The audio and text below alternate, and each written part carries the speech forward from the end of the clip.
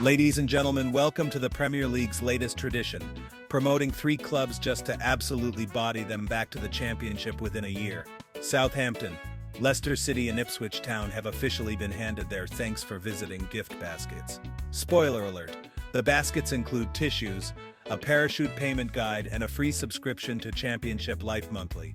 For the second season in a row, every single promoted team got sent packing faster than you can say mind the gap. Let's dive into this beautiful disaster, shall we? 1. Southampton. Relegated before Easter eggs could hatch. Southampton said, "Let's make history." And they did, by getting relegated with 7 games left. That's right, folks. They were mathematically finished before most fans even gave up on their New Year's resolutions. Winning just 2 games all season, Southampton finished with a jaw-dropping 10 points. That's fewer points than some loyalty programs give you for buying a sandwich. Southampton's season was such a disaster, even Google stopped bothering to show their fixtures. It just redirected fans to championship highlights instead. The Saints went marching straight down, one tragic match at a time.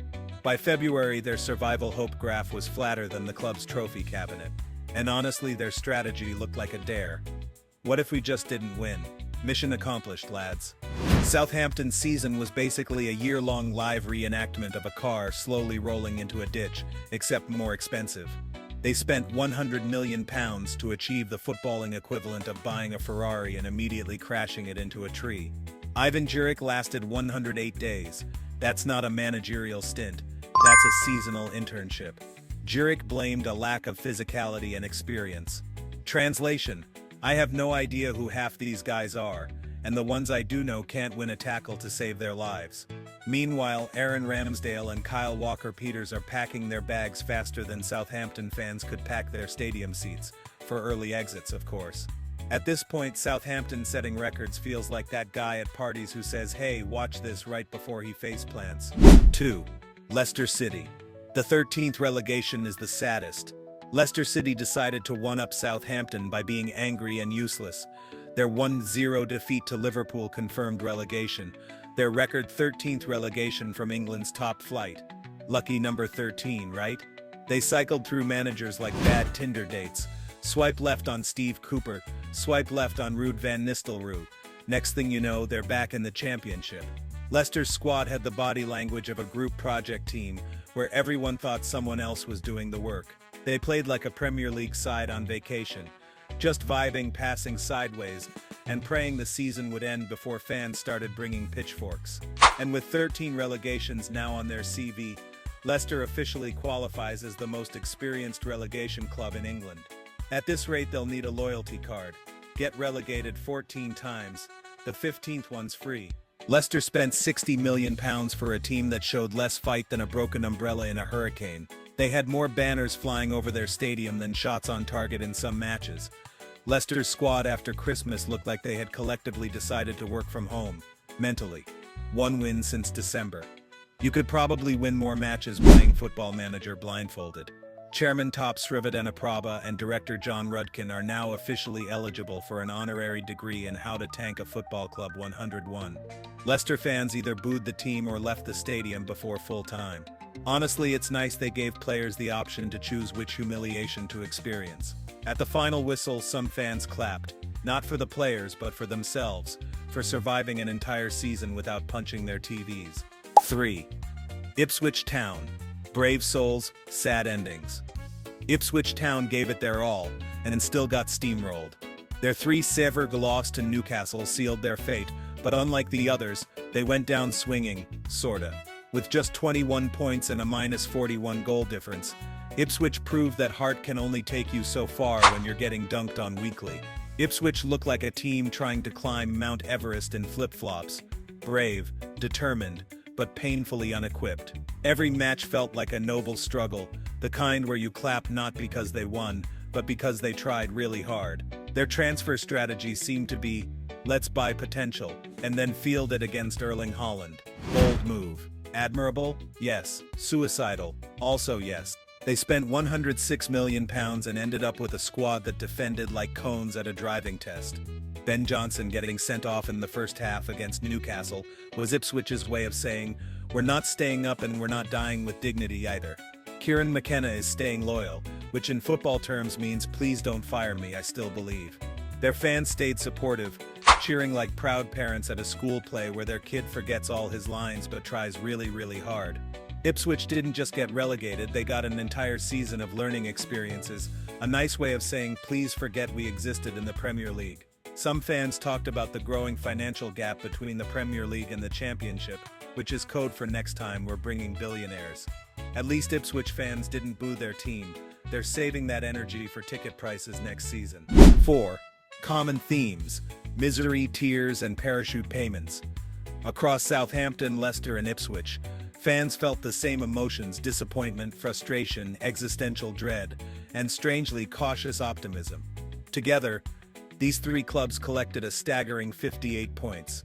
That's barely enough to win the bake-off, let alone stay in the Premier League. This season wasn't a competition. It was a group therapy session for newly promoted clubs. You could have merged all three squads into one super club, and they still would have struggled to finish 16th. And the Premier League? It just stood there like a nightclub bouncer, reminding them they're not on the list. The gap between the top flight and the Championship is now so wide, NASA's thinking of launching a satellite to measure it. Promoted clubs entering the Premier League is starting to feel like fresh meat being thrown into a shark tank. The financial gap is so big now, new teams don't get a welcome party, they get a funeral service. Imagine spending £100 million just to be treated like a training drill for Arsenal and Manchester City every weekend. Parachute payments? More like parachute prayers. Please save us from financial freefall. Fans of these clubs are now experts at two things: managing expectations and Googling how to bounce back from a humiliating sports season. If your club just got promoted, congratulations. You have exactly 12 months to enjoy it before applying for EFL membership again. 5. Fan reactions: sarcasm, rage, and therapy sessions. Southampton fans, mentally checked out in August. Leicester fans, organized a 1-star Yelp review for the entire club. Ipswich fans, surprisingly positive, like people who get stranded on an island and say, at least the view's nice. Some fans started coping with humor. Southampton supporters joked that the only thing their team could pass was blame. Leicester fans began ironically reminiscing about their 2016 title like it was an ex they'll never get over. Remember when we used to be happy? Meanwhile, Ipswich fans posted memes about being promoted just to collect Premier League stadium selfies before getting kicked out. At this point, all three sets of fans have seen enough heartbreak to qualify as honorary Arsenal supporters.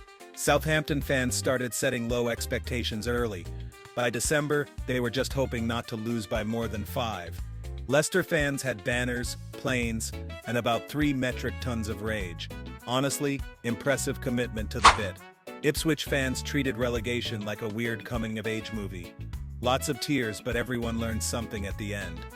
Formerly Twitter was full of fans crying, raging, and occasionally memeing themselves into emotional survival. Southampton fans posted sad pictures. Leicester fans posted angry novels. Ipswich fans posted "We'll be back stronger," like inspirational posters in a dentist's office. 6. The harsh new reality: Championship or bust. Now begins the real test. Surviving the Championship, that magical place where dreams are crushed in midweek away games and freezing rain, are considered fun. Southampton, Leicester, and Ipswich now face rebuilding projects bigger than most home renovations. Good luck, lads. You'll need it. The Championship awaits, where the fixtures come fast, the pitches come muddy, and the referees come straight from Sunday League. It's a league so chaotic, even the ball gets confused about which direction to go. For these relegated clubs, it's less of a reset and more of a footballing purgatory. And let's be honest, nothing says welcome back to reality like a Tuesday night away game in Blackburn, featuring 32% possession and a 0-0 draw in the rain. Forget Champions League dreams.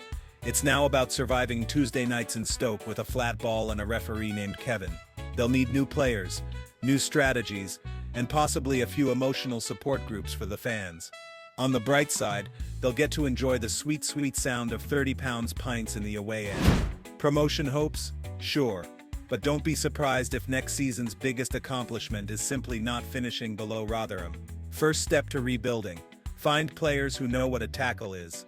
Second step: figure out how to stop conceding goals at the speed of light. Closing thoughts: The relegation train rolls on. So will Southampton, Leicester or Ipswich rise from the ashes, or are they about to spend a few cozy seasons cuddled up with Millwall and Coventry? Drop your predictions in the comments, smash that like button if your club somehow survived this season, and subscribe for more football carnage. And remember, life comes at you fast, especially when you spend £100 million just to finish with fewer points than an unsupervised FIFA team. See you next time, Championship Warriors.